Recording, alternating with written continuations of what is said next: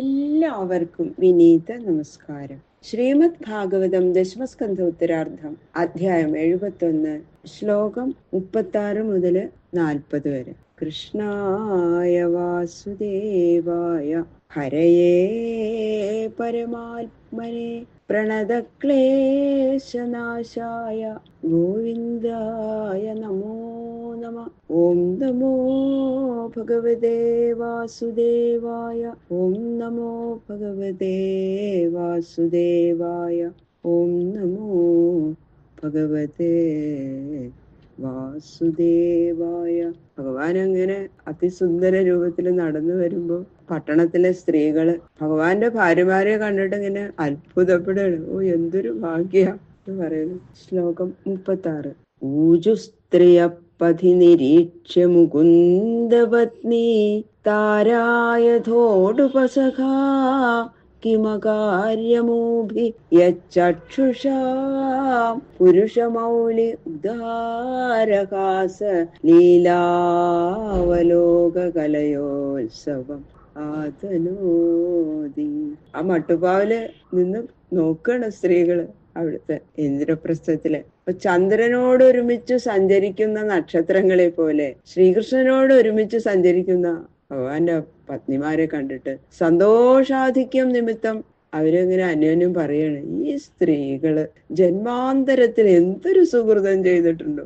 എന്തുകൊണ്ടെന്നാൽ ഇവരോട് ഒരുമിച്ച് സഞ്ചരിക്കുന്ന ഇവരുടെ നാഥനായിരിക്കുന്ന ഈ പുരുഷോത്തമന്റെ മന്ദഹാസ സഹിതമായിരിക്കുന്ന കടക്കണ്ണുകൊണ്ടുള്ള ഒരു നോട്ടം മതിയല്ലോ ഇവരുടെ സർവ്വ മനോരഥങ്ങളെയും സാധിപ്പിക്കാൻ. അത്രയും മഹിമയോടുകൂടിയത് ആണ് ഭഗവാന്റെ ആ കടക്കണ്ണോട്ടം. അവരുടെ കണ്ണുകൾക്ക് ഈ കടാക്ഷ സന്ദർശനം തന്നെ പരമാനന്ദജനകമായിരിക്കും. ഇപ്രകാരമുള്ള ഈ പുരുഷോത്തമനെ നാഥനായി ലഭിക്കാൻ ഇവര് ചെയ്ത സുഹൃതം എന്തായിരിക്കും അല്ലേ? ആർക്കറിയാം? അവര് തന്നെത്താനെ പറയാം. സുഹൃതം ചെയ്യാത്ത സ്ത്രീകൾക്ക് ഇങ്ങനെയുള്ള സർവാംഗ സുന്ദരനും സർവ മനോരഥങ്ങളും സാധിപ്പിക്കുന്നവനുമായ ഭർത്താവിനെ ലഭിക്കാൻ സാധിക്കില്ല എന്നാണ് അവര് പറയണത്. അപ്പൊ സ്ത്രീകള് ജന്മാന്തരത്തില് സുഹൃതം ചെയ്തവരാണോ അല്ലയോ എന്ന് അവർക്ക് സിദ്ധിക്കുന്ന ഭർത്താക്കന്മാരുടെ യോഗ്യതകളാൽ നിർണയിക്കാം എന്നുള്ള അഭിപ്രായത്തോടു കൂടി ആ മധുരാപുര സ്ത്രീകള് കൃഷ്ണ ഭാര്യമാരെ കുറിച്ച് അഭിനന്ദിച്ച് ഇങ്ങനെ പറയാണ്. തത്ര തത്രോപസംഗമ്യ പൗരാ മംഗളപാണയ ചക്രു സപര്യാം കൃഷ്ണസ്യ ശ്രേണീമുഖ്യാ ഹതൈനസ. ഭഗവാനെ പറ്റി ഇങ്ങനെ ഇവര് കുറെ കാലമായിട്ട് കേൾക്കണു, ശ്രീകൃഷ്ണ ഭഗവാനെ പറ്റിയിട്ട്.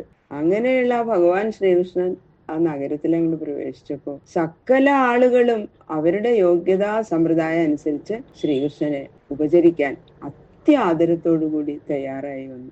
ഓരോ കൈവേല കൊണ്ട് ഉപജീവനം കഴിക്കുന്ന ഓരോ സംഘം അവിടെ അവരെല്ലാവരും കൂടി ഒന്നിച്ചു ചേർന്ന് അവരുടെ ഭക്തി പ്രദർശിപ്പിക്കാൻ താമ്പൂലം, നാളികേരം, പഴം, പുഷ്പം, ചന്ദനം, പനിനീര് മുതലായ പദാർത്ഥങ്ങള് താലങ്ങളില് ഭംഗിയിൽ വെച്ച് നിരത്തി.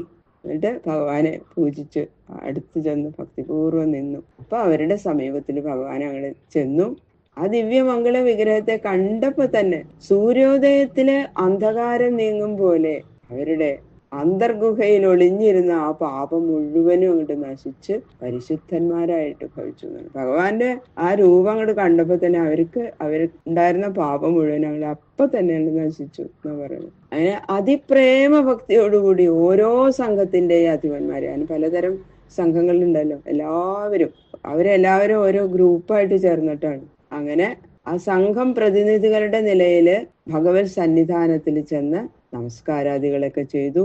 മംഗളപദാർത്ഥങ്ങൾ ഭഗവാന് സമർപ്പിച്ച് പൂജിച്ചു. ഭിദ്യതേ ഹൃദയഗ്രന്ഥി ഛിദ്യന്തേ സർവസംശയാ ക്ഷീയന്തേ ചാസ്യ കർമാണി തസ്മിൻ ദൃഷ്ടേ പരാവരെ എന്നുള്ള ശ്രുതി പ്രകാരം യോഗികള് ധ്യാനമാർഗത്തിൽ കൂടി യാതൊരു തേജോധാമത്തെ ഹൃദയത്തിൽ സാക്ഷാത്കരിക്കുമ്പോൾ സർവപാപങ്ങളും നശിച്ച് സർവ സംശയങ്ങളും തീർന്ന് പരമാനന്ദഭരിതരായിട്ട് ഭവിക്കുന്നുണ്ടോ ആ തേജസ്സു തന്നെ മനോഹര വിഗ്രഹം ധരിച്ച് ഭക്തന്മാരെ അനുഗ്രഹിക്കാനായി അവതരിച്ചിരിക്കുകയാണ് ഇപ്പോ. അങ്ങനെയുള്ള ഈ ദിവ്യമൂർത്തിയെ കാണാൻ ഭാഗ്യമുണ്ടായവര് പാപം ഇല്ലാത്തവരാണ് എന്നുള്ളതിന് ഇപ്പൊ ആർക്കെങ്കിലും സംശയമുണ്ടോ? ഉണ്ടാവില്ല. അതാണ് ആ ദിവ്യമൂർത്തിയെ ഹൃദയത്തില് തന്നെ, ഭാവനയിൽ തന്നെ കാണാൻ ആർക്കെങ്കിലും സാധിക്കുന്നുണ്ടോ? അവരുടെ തന്നെ പാപം പോകും. പിന്നെയാണോ നേരിട്ട് കണ്ടാല്?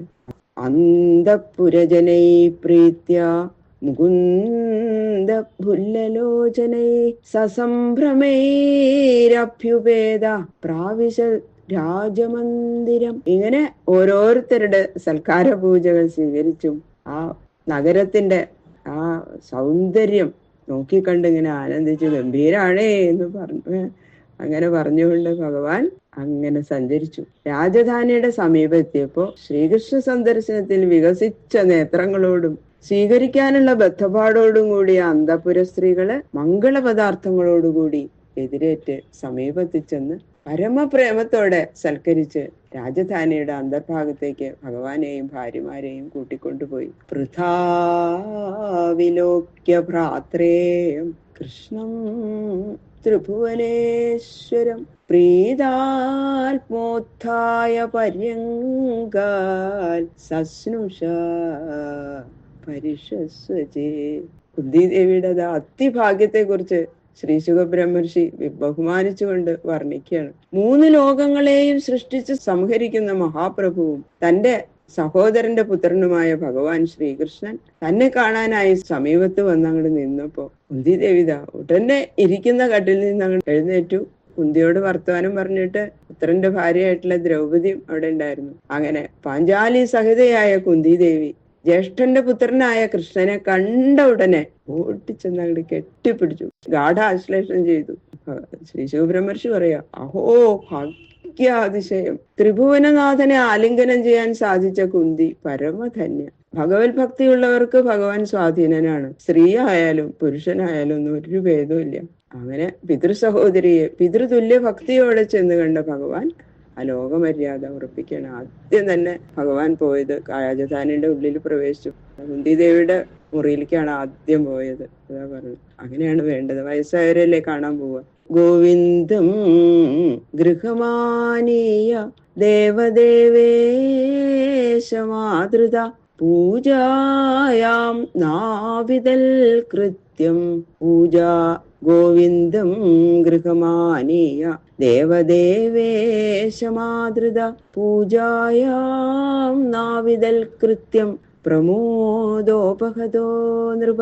ധർമ്മപുത്രരാണെങ്കിലോ ധർമ്മപുത്രർക്ക് അങ്ങോട്ട് പരിഭ്രമം കൊണ്ട് കൃഷ്ണൻ വരണ്ടേ, എങ്ങനെയൊക്കെയാ കൃഷ്ണനെ പൂജിക്കണേ, ഒന്നും വല്ലാത്ത പരിഭ്രമാണ് ധർമ്മപുത്രർക്ക്. മാതൃസമീപത്തിൽ നിന്ന് രാജാവായ ധർമ്മപുത്രര് ശ്രീ ഗോവിന്ദനെ തന്റെ വാസസ്ഥാനമായ രാജധാനിയിലേക്ക് അങ്ങോട്ട് കൂട്ടിക്കൊണ്ടുപോയി. ധർമ്മപുത്രരുടെ കൂടെയാണ് കുന്തിദേവിയുടെ അടുത്തേക്ക് പോയത് ഭഗവാൻ. പിന്നെ ധർമ്മപുത്രരുടെ രാജധാനിയിലേക്ക് കൂട്ടിക്കൊണ്ടുപോകണം. അങ്ങനെ ഭഗവാനെ അങ്ങോട്ട് കണ്ടിട്ടുള്ള സംഭ്രമം കൊണ്ട് എന്തൊക്കെയാ ചെയ്യേണ്ടതെന്ന് അറിയില്ല ധർമ്മപുത്രർക്ക്. അത്രയും ആദരിക്കപ്പെടേണ്ട ഭഗവാൻ തന്നെയല്ലേ. അതുകൊണ്ട് ദേവന്മാരുടെ അധിപന്മാരായ ബ്രഹ്മശിവാദി മൂർത്തികളുടെയും നേതാവായിരിക്കുന്ന ഭഗവാൻ ശ്രീകൃഷ്ണൻ തന്റെ അതിഥിയായി വന്നിരിക്കുന്നു. സന്തോഷം കൊണ്ട് അങ്ങോട്ട് പരിഭ്രമിച്ചു ധർമ്മപുത്രര്. അങ്ങനെ യുധിഷ്ഠിരൻ ശ്രീകൃഷ്ണനെ എങ്ങനെയൊക്കെയാണ് പൂജിക്കേണ്ടത് എന്നുള്ള ആ ക്രമം അറിയാത്തവനായിട്ട് ഭവിച്ചു എന്നാ പറയുന്നത്. എങ്ങനെയെല്ലാമോ അങ്ങോട്ട് പൂജിച്ചു എന്നല്ലാതെ ക്രമപ്രകാരം പൂജിക്കാൻ ധർമ്മപുത്രർക്ക് സാധിച്ചില്ല. ആ ഭക്തിയുടെ ആധിക്യം കൊണ്ട് ക്രമാക്രമങ്ങളൊന്നും ഇല്ലാതെയായി. ഭക്തി ക്രമാക്രമങ്ങളൊന്നും അറിയില്ല. ഭക്തി മാത്രമാണ് അപ്പൊ മനസ്സിലെ. അപ്പൊ എങ്ങനെയൊക്കെയാ പൂജ ചെയ്യേണ്ടത് ആ നിയമങ്ങളൊക്കെ അങ്ങോട്ട് മറന്നു അദ്ദേഹം. ക്രമത്തെയും ക്രമക്കേടിനെ അറിയാനുള്ള ആ മനസ്സ് മുഴുവനും ഭഗവാനിൽ അങ്ങനെ ലയിച്ചിരിക്കുന്ന അവസ്ഥയാണ്. അതാണ് പരമഭക്തി. ആ അവസ്ഥയില്, അതായത് മനസ്സില്ലാത്ത നിലയില് എങ്ങനെയാ ക്രമാക്രമങ്ങളെ അറിയാം? ഇങ്ങനെ ഭക്തി അതിശയം നിമിത്തം ക്രമക്കേടായി ചെയ്യുന്ന പൂജ ക്രമമായി ചെയ്യുന്ന പൂജയേക്കാൾ എത്രയോ ഉത്കൃഷ്ടാണ് എന്നാണ് ഇപ്പൊ അത് പറയണത്. ഇങ്ങനെ തന്നെത്താൻ മറക്കുന്ന ഘട്ടത്തിൽ എത്തിച്ചേരുന്നത് വരെ ക്രമത്തോടുകൂടി തന്നെ പൂജിക്കും. ഭഗവത് ദർശനം ഉണ്ടാകുന്നത് വരെ ആ ക്രമജ്ഞാനം ഉണ്ടാവും. ഭഗവാനെ സന്ദർശിച്ചാലോ ഭഗവാനെ അങ്ങോട്ട് സാക്ഷാത്കരിച്ചാൽ ക്രമവും ക്രമക്കേടും ഒന്നും ഇല്ലാതെയാവും. അതായത് അപ്പോ ഭക്തിയോഗവും ജ്ഞാനയോഗവും ഒക്കെ ഈ ഘട്ടത്തില് ഒന്നായിട്ട് അങ്ങോട്ട് വരും. ഭേദ അഭേദ വിഭാവന ജ്ഞാനം കൊണ്ടും ഭക്തി കൊണ്ടും ഇങ്ങനെ ഇല്ലാതെയായി ഭവിക്കുമ്പോ ഉപാസകൻ മാത്രനായിട്ടും ജ്ഞാനി ജ്ഞാനമാത്രനായിട്ടും ഭവിക്കും എന്നുള്ളതാണ് ഇതിൽ നിന്ന് മനസ്സിലാക്കേണ്ട തത്വം. ബാക്കിയുള്ള ശ്ലോകങ്ങള് നാളെ നോക്കാം. സർവത്ര ഗോവിന്ദ നാമ സങ്കീർത്തനം ഗോവിന്ദ